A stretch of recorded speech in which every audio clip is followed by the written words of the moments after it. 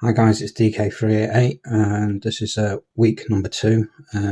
This is after week 1 where we just test dig and laid the 4 flags. So this is weekend 2, so I thought I'd show you a bit more detail on how we lift the turf up. So we're going to plan to do another 4 flags.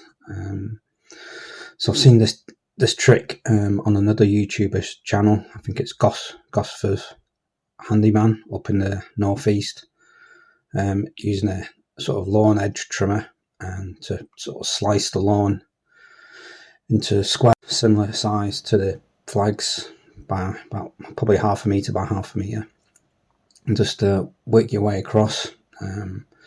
Any stones and debris, just work around that, and then using a fork and just work your way across the squares in different directions and just lift the sort of turf up bit by bit. And you can, again, any debris and stones, just work around it, but yeah, just loosen the turf and just detach it from the soil. Just makes it so much easier just than using a shovel to dig it out. So this is a different angle, just working the fork down the turf across the square just to detach the roots, and just makes it so much easier to lift, and you can lift off big sections as well.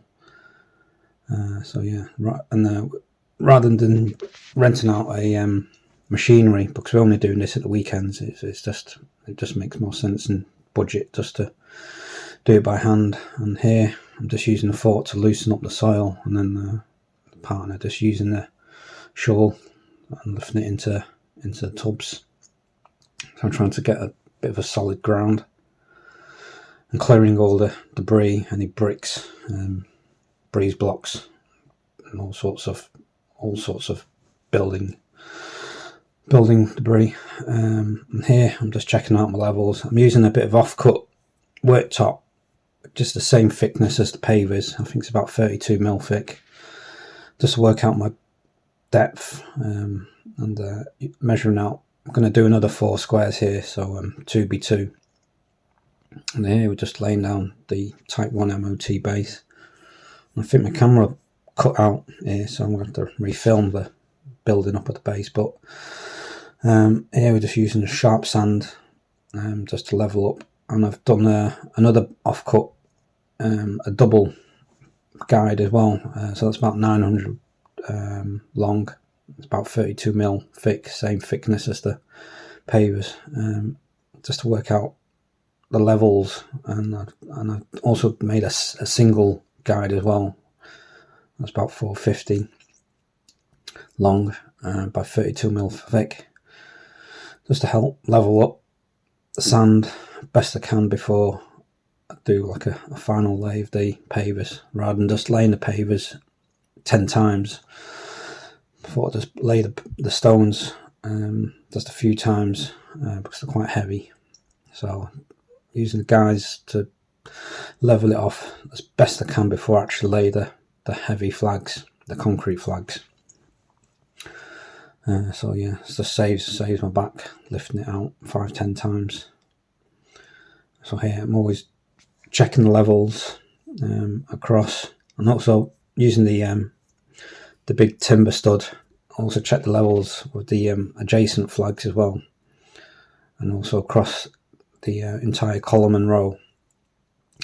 So always checking your levels with the nearest flags, and the flags 2 or 3 across as well, and using a rubber mallet to hit the centre. Don't always try to hit the edge because it'll dip, and here I'm just packing out underneath of the edges. So this is the next day. We've got this awkward drain, so I'm not going to move the drain or disturb it anyway. I'm just going to leave the drain as is. I'm just going to work around it with these sort of paving blocks, which are about 200 by 100 by 50mm. So I'm just going to work around the drain and cut it around it best I can, really. So I laid the blocks across and trying to keep in line with the existing. So there's going to be a bit of a cut, so I'll show you how I cut the blocks manually without any power tools. So this is a bit of an awkward one, this one. So we've got an off-cut brick we need to cut. So I'll show you how I do that. Again, just trying to work out, and the inspection manhole is about 30mm higher than the level, so I'm going to have to sort of like feather it in and sort of curve it in. So here, got a typical block, and I've slowly marked around with a chisel and a hammer,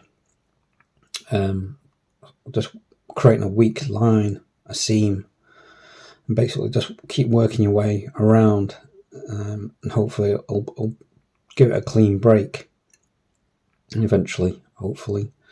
So just chisel it and work your way around the block, and it'll just break off. So if you don't have an angle grinder or a wet saw, this is really the only way to do it by hand, really. It's not perfect, it's a bit rough, but hopefully don't have to do too many of these. But yeah, that's the only way to do it, really. And hopefully it'll fit.